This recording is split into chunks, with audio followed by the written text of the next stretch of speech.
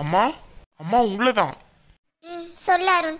என்னாச்சு ஒரு மாதிரியா இருக்கீங்க? ஏதாவது பிரச்சனையா? ஏண்டா அருண், நான் உங்ககிட்ட ஒண்ணு கேட்கணும்னு நினைச்சேன். என்கிட்ட என்னம்மா கேட்கணும்? கேளுங்க.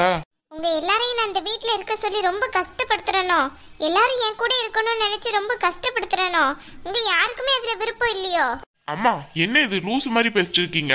இது நம்ம வீடு. இதை விட்டுட்டு நாங்க எங்க போகணும்னு விருப்பப்பட போறோம்? அப்படியெல்லாம் நீங்க நினைக்கிற மாதிரிலாம் ஒன்றும் கிடையாது. தேவையில்லாம என்ன கற்பனை பண்ணிக்கிட்டு இருக்கீங்க? இல்லடா, உங்க யாருக்கும் அந்த நினைப்பு இல்லாட்டானோ இந்த வீட்டுக்கு வந்த மருமகளுக்கு அந்த நினைப்பு இருக்குன்னு நினைக்கிறேன்.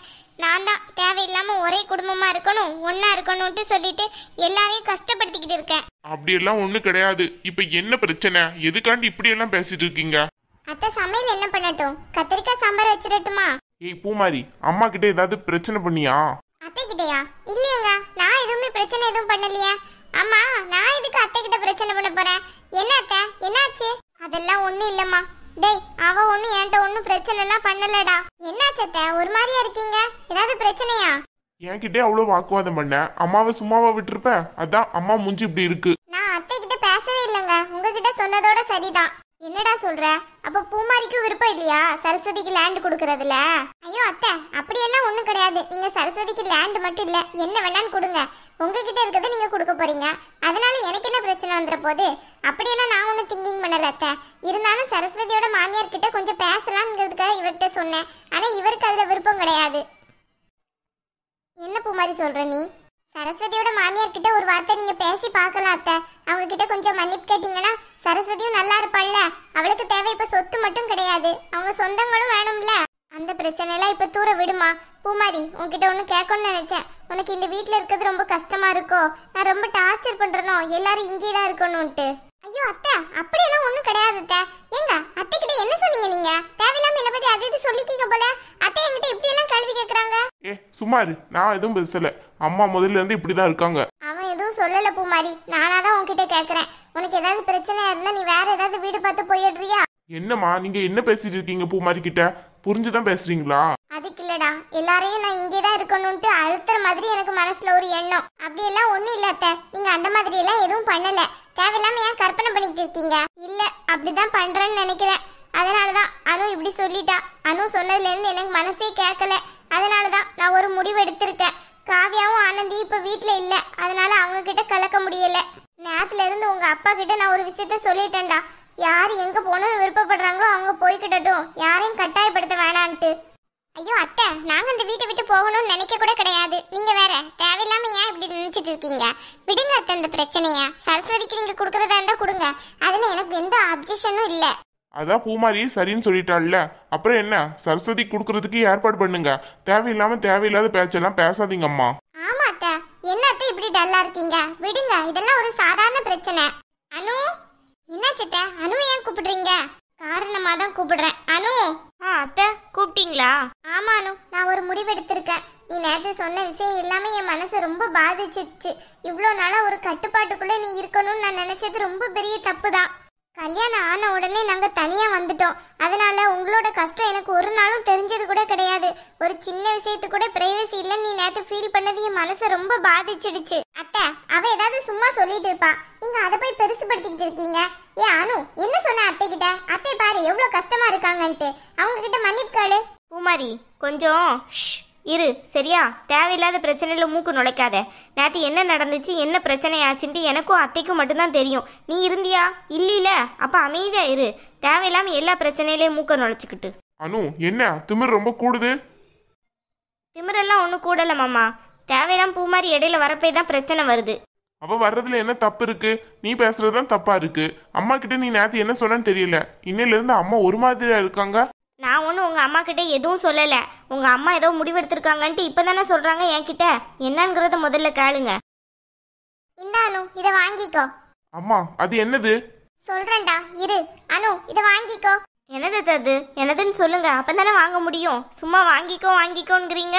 நீ நேற்று ஒரு கேள்வி என்ன பார்த்து கேட்டில, அதுக்குண்டான பதில் தான் இதுல இருக்கு. இந்த அனு. அத்தை, உண்மையில என்னதுன்னு புரியல, கொஞ்சம் தெளிவாக சொல்லுங்களேன். நீ நேற்று எதுக்கு விரும்புன?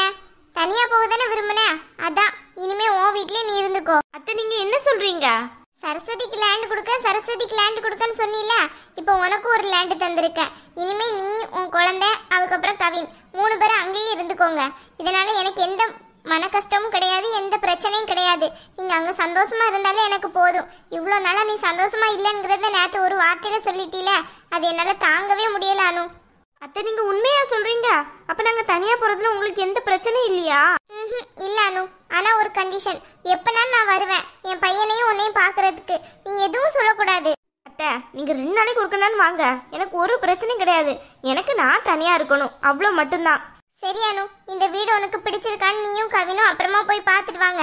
அதுக்கப்புறம் ஒரு நாள் பால் காய்ச்சி அங்க போவோம். சரிங்க அத்தை. அத்தை ரொம்ப தேங்க்ஸ் அத்தை. நீங்க இப்படி ஒரு முடிவு எடுப்பீங்கன்னு நான் நினைச்சு பார்க்கவே கிடையாது. பிள்ளைங்க சந்தோஷம் தானம்மா அம்மாவோட சந்தோஷம். நீங்க சந்தோஷமா இருந்தாலே எனக்கு போதும். இவ்வளோ நாளா இந்த வீட்டில் உனக்கு பிரைவசி இல்லைன்ட்டு ஒரு வார்த்தை சொன்னீல, அதோட தான் இந்த முடிவு எடுத்தது. இனிமே நீ பிரைவசியா இருந்துக்கோ அனு, அதுல யாரும் தலையிட மாட்டாங்க. அத்தை நான் சொல்றது உங்களுக்கு தப்பா தெரியுதுன்னு நினைக்கிறேன் அத்தை. உண்மையில நீங்க இருந்து பாருங்க அத்தை, எல்லாருக்குமே ஒரு பிரைவசி வேணும். சும்மா கூட்டு குடும்பம்ட்டு இந்த நேரத்துல எல்லாம் இருக்கவே முடியாது அத்தை. சரி அனு, அதெல்லாம் தூர விடு. அதே மாதிரி இந்த வீட்ல யாருக்கு இந்த வீட்டை விட்டு போகணுமோ என்கிட்ட வந்து சொல்லிடுங்க. தேவையில்லாம எனக்காக இந்த வீட்ல யாரும் இருக்க வேணாம். பூமாரி, உனக்கும் இந்த வீட்டு விட்டு போகணும்னா என்கிட்ட முன்னாடியே சொல்லிடு பூமாரி. அதுக்கப்புறம் கஷ்டப்படுத்தி சொல்ல வேணாம். அம்மா என்ன இது, என்ன நடக்குதுங்க?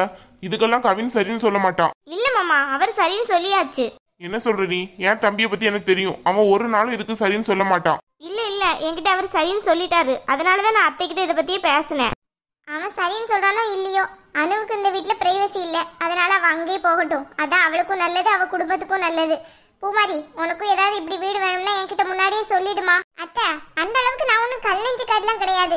இந்த மாதிரி சுயநலமா திங்கிங் பண்றதுக்கு அறிவு இல்லாதவங்க தான் இப்படி ஒரு முடிவெடுப்பாங்க. பூமாரி மைண்ட் பண்ணி பேசு வேர்ட்ஸை, ரொம்ப விடாத. அப்புறம் அவ்வளோதான் சொல்லிட்டேன். நான் கரெக்டா தான் பேசிட்டு இருக்கேன், நீ தான் குந்தத்தப்பா முடிவெடுத்துட்டு இருக்க. நான் கரெக்டான முடிவு தான் எடுத்துட்டு இருக்கேன். நான் பின்னாடி வாழ்ற வாழ்க்கையை பார்த்து நீ தான் ஐயோ பாவமே அப்படின்னு நினைப்பேன். நம்மளுக்கு இப்படி ஒரு வாழ்க்கை கிடைக்கலையேன்ட்டு. ஐயோ பாவமே வேணா நினைப்பேன், ஆனா நமக்கு ஒரு வாழ்க்கை கிடைக்கலன்னு நினைக்க மாட்டேன். உன்னை பார்த்து பாவமா இருக்குன்னு வேணா நினைப்பேன். இப்போ உங்க 2 பேருக்கு எதுக்குமா தேவையில்லாத சண்டை? இந்த வீட்டுல சண்டையே வரக்கூடாதுன்னு நினைச்சு இந்த முடிவு எடுத்திருக்கேன். தேவையில்லாம எதுக்கு மேல சண்டை போட்டு இருக்கீங்க? அம்மா, கவினை பார்க்காம நீங்க எப்படி இருப்பீங்க? நான் எப்படி இருக்க முடியும்? மாமா, அவர் என்ன நேற்று பிறந்த சின்ன குழந்தையா பார்க்காம இருக்க முடியாதுங்கிறீங்க? அதெல்லாம் பார்க்கணும்னு நினைச்சா வீட்டு பக்கம் வாங்க, அவ்வளோதானே. அனு, தயவு செஞ்சு என்கிட்ட பேசாத. அப்புறம் என்ன செய்வேன்னு எனக்கே தெரியாது. ரொம்ப ஓவரா தான் பண்ணிட்டு இருக்காரு. என்ன ஒரு புத்தி இவளுக்கு? ஏன் இப்படி இருக்கா? கவின் எப்படி இதுக்கு சரின்னு சொன்னா? இவ்வளவு நல்ல லெஃப்ட்ல ஒன்று ரைட்ல ஒன்று கொடுக்கணும், அப்பதான் சரியா வரும். தனியா போகணுமாம்ல? தனியா ஏன்? இந்த வீட்டுல இருக்கிறதுனால இவளுக்கு என்ன பிரச்சனையா? இதே மாதிரி பூமாரி மட்டும் பேசட்டும், அப்புறம் வாயில இருக்க பல்லெல்லாம் கல்லுக்குள்ள விழுந்துற அளவு. கவின் வரட்டும், என்ன யாதுன்ட்டு கேட்போம். அத்தை என்ன இஷ்டத்துக்கு டக்குன்னு இப்படி ஒரு முடிவு எடுத்துட்டாங்க? அனு எப்படி தனியா போக முடியும்? இது சாத்தியமா? அவ எப்படி தனியா போவா? அவளுக்கு வீட்டுல ஒரு வேலை கூட தெரியாது, தனியா போய் கஷ்டம் தான் படுவா. ஒருவேளை அத்தை இவங்க இருந்து பார்க்கட்டும்ங்கிறதுக்காண்டி விடுறாங்களோ இருக்கும்னு நினைக்கிறேன். அதான் அத்தை முதல்ல இந்த வீட்டில் வரையில இந்த வீட்டை விட்டு யாருமே வெளியே போகக்கூடாதுன்னு சொன்னாங்க. அப்படி இருக்க அத்தையே எப்படி இவ்வளோ தனியாக போக சொல்கிறாங்க? அதான் ஒரே குழப்படியாக இருக்குது.